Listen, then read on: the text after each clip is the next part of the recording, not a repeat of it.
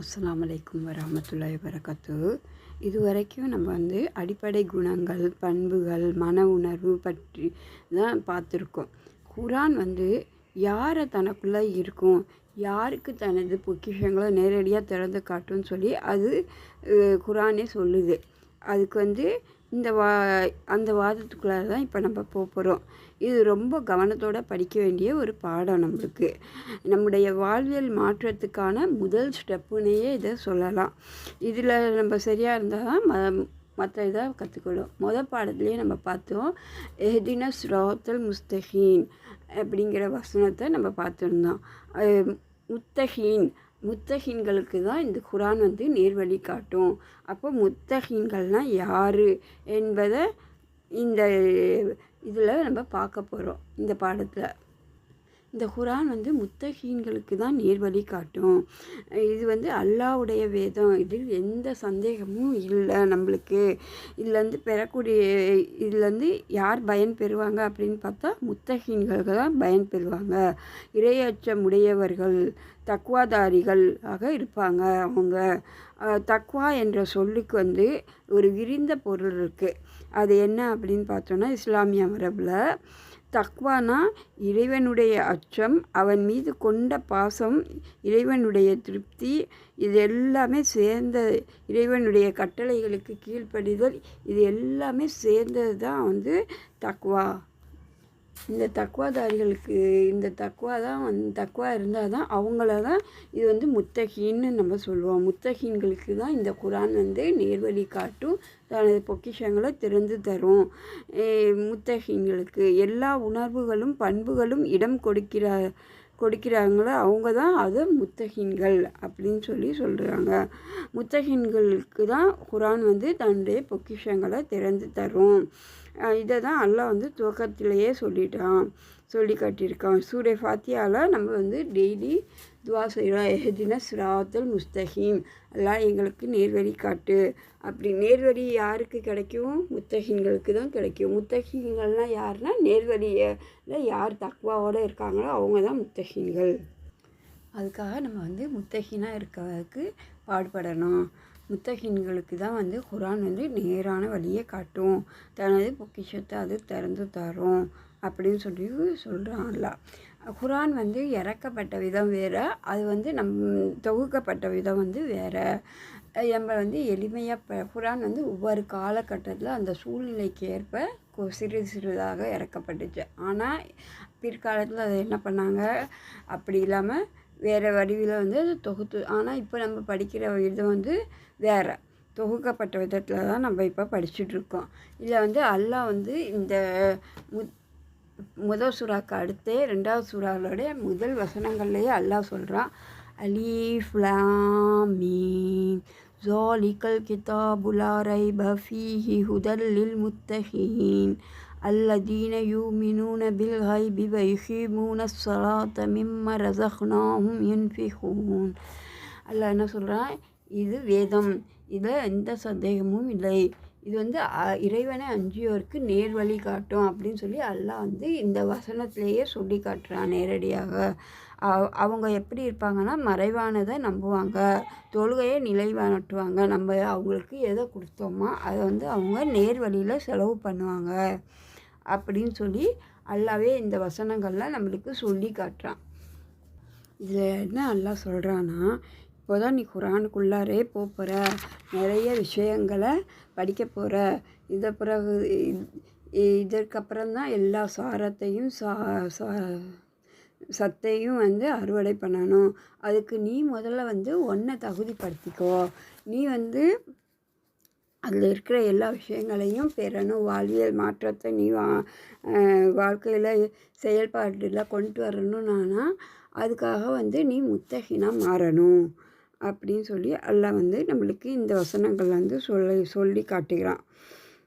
இது காட்டுற பயன்பாட்டில் நம்முடைய பார்வை, நம்முடைய குடும்ப வாழ்க்கை, சிந்தனை, வழிபாட்டு முறை, இது எல்லாமே எல்லா வார்த்தைகள்லேருந்து உருவாகி வர்றது தான் இந்த தேவை இருக்கிறது. இதுக்காக அப்படி உருவாகி வந்துருச்சுன்னா அதுதான் பெரிய மாற்றம். அது இல்லைன்னா வாழ்வியல் மாற்றம் நம்மளால் பெறவே முடியாது. அப்படின்னு சொல்லி இந்த குரானில் இந்த வசனங்களில் அல்லாஹ் நம்மளுக்கு சொல்லி காட்டுறான்.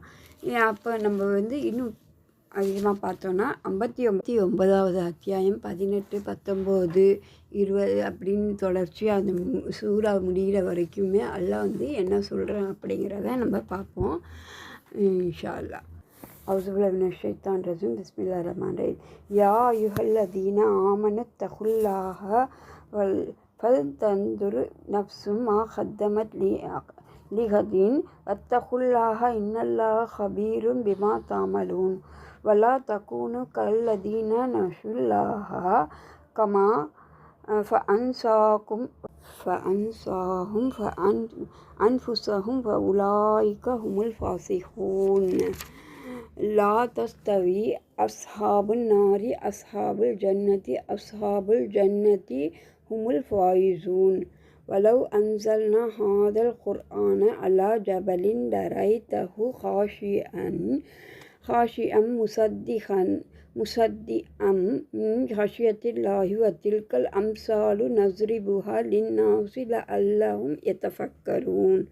ஹுவல்லாஹுல் லஸீ லா இலாஹ இல்லா ஹுவ ஆலிமுல் கைபி வஷ்ஷஹாததி ஹுவர் ரஹ்மானுர் ரஹீம்.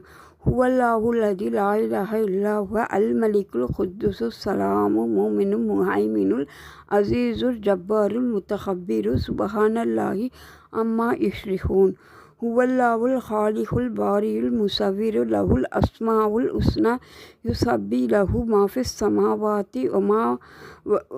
ஸமாவாத்தி வல் அர்தி வஹுவல் அஸீஸுல் ஹக்கீம். நம்பிக்கை கொண்டோரே, அல்லாஹ்வை அஞ்சுங்கள். நாளைக்கு நாம் செய்த வினையை ஒவ்வொருவரும் கவனிக்கட்டும். அல்லாஹ்வை அஞ்சுங்கள். நீங்கள் செய்பவற்றை அல்லாஹ் நன்கு அறிந்தவன். அல்லாஹ்வை மறந்தோரை போல் ஆகிவிடாதீர்கள். அவர்களையே அவர்களுக்கு அவன் மறக்கச் செய்து விட்டான். அவர்களே குற்றவாளிகள். நரகவாசிகளும் சொர்க்கவாசிகளும் சமமாக வட்டார்கள். சொர்க்கவாசிகளே வெற்றி பெற்றோர்.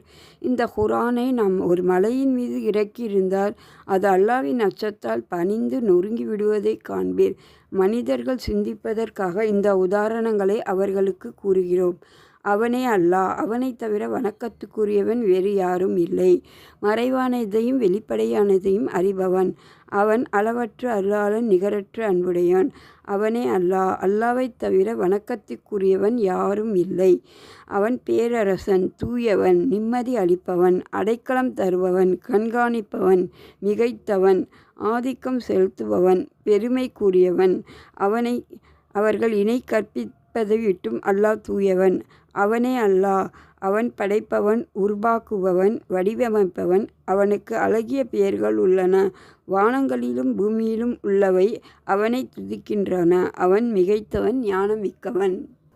இந்த வசனங்களிலிருந்து நம்ம என்ன பார்க்குறோன்னா, அல்லாஹ்வுடைய ஆர்டரு, இறைவனுடைய தக்வானா என்ன, அவனுடைய ஆர்டரு வழி எப்படி காட்டுறான் அப்படிங்கிறதையும், இதை வந்து நம்ம விடுறனால ஏற்படுற கஷ்டத்தையும் வந்து இந்த வசனங்களில் அல்லாஹ் சொல்கிறான். இதை வந்து எப்படி நம்ம வந்து இருக்கிறோம், எப்படி செயல்படணும், எப்படி வந்து நம்ம வந்து யூஸ் பண்ணால் நஷ்டவாளியாக இல்லாமல் சொர்க்கவாசியாக ஆக முடியும் அப்படிங்கிற அல்லாஹ் வந்து இதை ஒவ்வொரு வசனத்தில் ஒவ்வொன்றா சொல்கிறான். ஃபஸ்ட்டு வசனத்தில் அல்லாஹ் சொல்கிறான், நம்பிக்கை கொண்டோரே, அல்லாஹ்வை அஞ்சுங்கள். நாளைக்கு நாம் செய்த வினையை ஒவ்வொருவரும் கவனிக்கட்டும். அல்லாஹ்வை அஞ்சுங்கள். நீங்கள் செய்பவற்றை அல்லாஹ் நன்கறிந்தவன் அப்படின்னு சொல்கிறான். இந்த வசனத்தில் வந்து அல்லாஹ் வந்து லிகதீன் அப்படிங்கிற ஒரு வார்த்தையை நாளைக்கு அப்படிங்கிறத அது வந்து நம்ம ரொம்ப கவனமாக அந்த வார்த்தையை வந்து நம்ம யூஸ் பண்ணுங்க. என்னன்னு பார்த்தோன்னா, இப்போ நம்ம வந்து ஒரு செயலை செய்கிறோம், ஒரு அமலை செய்கிறோம், எந்த ஒரு காரியத்தையும் செய்கிறப்போ இதனால் நம்மளுக்கு என்ன பயன், இந்த உலகத்துக்கு என்ன பயன், நாளைக்கு நம்மளுக்கு மறுமைக்கு அது எப்படி யூஸ் ஆகும், நம்ம செய்கிறது சரியா இல்லை இதை வந்து எப்படி மாற்றணும் அப்படிங்கிற ஒவ்வொரு விஷயத்தையும் நம்ம வந்து பார்க்கணும். ஏன்னா அல்லாஹ் வந்து நம்ம செய்கிற எல்லா விஷயங்களையும் கண்காணிக்கக்கூடியவனாக இருக்கான். அவன் வந்து இந்த ஒரு செயலால் நம்மளுக்கு சொர்க்கம் கிடைக்குமா, இல்லை நம்ம நஷ்டவாதி ஆகிடுவோமா அப்படிங்கிறத கவனிக்கணும். நாளைங்கிறது இந்த இடத்துல வந்து எல்லாம் வந்து மறுமையை தான் குறிப்பிட்றான். அந்த மறுமை வாழ்வுக்காக நம்ம வந்து எதை சேர்த்து வச்சுருக்கோம் நன்மையை அப்படிங்கிறத நம்ம இந்த வசனத்தில் வந்து புரிஞ்சுக்க முடியுது. இது நம்ம வந்து சுய பரிசோதனை செய்யணும். செஞ்சு அதில் நம்ம வாழ்வு மாற்றத்தை ஏற்படுத்தணும். முதல்ல செய்கிறது கொஞ்சம் கஷ்டமாக இருந்தாலும் அப்படியே பழகிட்டே இருந்தோமா அது வந்து நம்மளுக்கு வந்துடும். சீக்கிரமாகவே நம்ம வந்து மாறிடுவோம். அதுக்கப்புறம் அந்த பழக்கத்துலேருந்து மாறுறதுக்கு தான் நம்மளுக்கு கஷ்டமாக இருக்கும். அப்படி வந்து நம்ம வந்து சுய பரிசோதனை செஞ்சு நம்மளை சீர்திருத்தி கொள்ளணும். அடுத்த வசனத்தில் அல்லாஹ் சொல்கிறான், அல்லாவை மறந்தோர் போல் ஆகிவிடாதீர்கள்.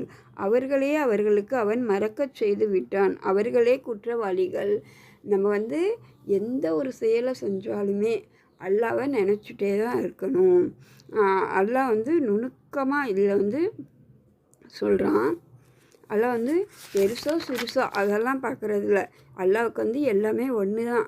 ஆனாலும் நம்ம என்ன செய்யணும், எந்த ஒரு விஷயத்தை செஞ்சாலுமே அல்லாவை நினைக்கணும். தக்வாவோடு நம்ம வந்து அதை இருந்தால் தான் வந்து அதில் வெற்றி பெற முடியும். தக்வா உடையவர்கள் அல்லாவுடைய நினைவோடு இருக்கிறவங்க தான் தக்வாதாரிகள். தக்வாதாரிகளுக்கு அல்லாவுடைய நினைவு இருக்கும். இது ரெண்டுமே வந்து ஒன்றோட ஒன்று சம்மந்தப்பட்டிருக்கு அப்படிங்கிறத நம்ம பார்க்குறோம். நம்மளுக்கு அல்லாஹ் எதையாவது கொடுக்குறப்போ, ஏதாவது நல்ல விஷயங்கள் நம்ம வாழ்க்கையில் ஏற போகிறப்போ அல்லாவை நினச்சி அல்லாவுக்கு புகழணும். அல்லாவுக்கு நன்றி செலுத்தக்கூடியவர்களாக இருக்கணும். இதே நம்மளுக்கு ஏதாவது ஒரு துன்பம் கஷ்டம் வரப்போ அல்லாஹ்கிட்ட நம்ம உதவி கேட்கணும். அதை விட்டுட்டு அப்படியே அவங்க இப்போ ஒரு நம்மளுக்கு நோயே வந்துருச்சுன்னா இந்த டாக்டர் சரி பண்ணுவார், அந்த டாக்டர் சரி பண்ணுவார் அப்படின்னு சொல்லி அந்த டாக்டர் மேலே நம்பிக்கை வைக்காமல் நம்ம வந்து அல்லாவை அந்த இடத்துல நினைவு கூறணும். இதை தான் அல்லாஹ் வந்து தன்னை மறந்தோரை போல் அழுக அல்லாவே அவன் என்ன சொல்கிறான், நான் வந்து அவங்கள மறக்கடிக்க செஞ்சுருவேன் அப்படின்னு சொல்கிறான் இந்த வசனத்தில் அல்லாஹ். அடுத்த வசனத்தில் வந்து அல்லாஹ் வந்து சொல்கிறான், நரகவாசிகளும் சொர்க்கவாசிகளும் சமமாக மாட்டார்கள், சொர்க்கவாசிகளை வெற்றி பெற்றோர் அப்படின்னு சொல்கிறான். அதுக்கு என்னென்னா, எப்படி அல்லாவை நினச்சி நல்லது செஞ்சு அல்லாவுக்காகவே எல்லாமே செய்கிறவங்கள வந்து அல்லாஹ் வந்து சொர்க்கவாசிகள். அல்லாவை மறந்து அல்லாவுடைய நினைவே இல்லாமல் இந்த உலகத்திலேயே மூழ்கி கிடக்கிறவங்க நரகவாசிகள். எப்படி அவங்க 2 பேரும் சமமாக முடியும் அப்படின்னு சொல்லி அந்த முதல் 2 வசனத்துடைய தொடர்ச்சியாக அல்லாஹ் இதை சொல்லிட்டு வரான்.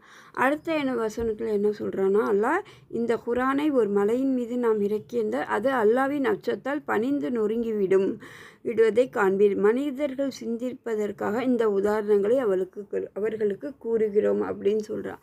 அதுதான் நம்ம முதல் பார்த்தோம். ஒரு மலை மேலே வந்து அல்லாஹ் வந்து குரானை இறக்கினா அல்லாவுடைய அச்சத்தால் குரானை இறக்கணுன்னே அது மலை வந்து அப்படியே நொறுங்கி தூளாக மாறிடுது, துகளாக மாறி இது தன்னை எப்படி வேணால் மாற்றிக்கட்டும் அப்படிங்கிறது பணிந்து விழுற மாதிரி நம்ம வந்து நம்மளுக்குள்ளார குரான் வந்துருச்சுன்னா நம்ம வந்து அப்படி மாறிடுவோம். நம்மளுக்கு வந்து அல்லாஹ் வந்து அப்படி ஒரு மாற்றத்தை தருவான். அல்லாஹ் முன்னாடி நம்ம ஒன்றுமே இல்லை. அல்லாஹ் நம்மளை எப்படி வழிகாட்டணும்னு நினைக்கிறானோ அப்படி வழிகாட்டுவான் அப்படிங்கிறத வந்து இந்த வசனத்தில் வந்து நம்ம புரிஞ்சுக்க முடியுது.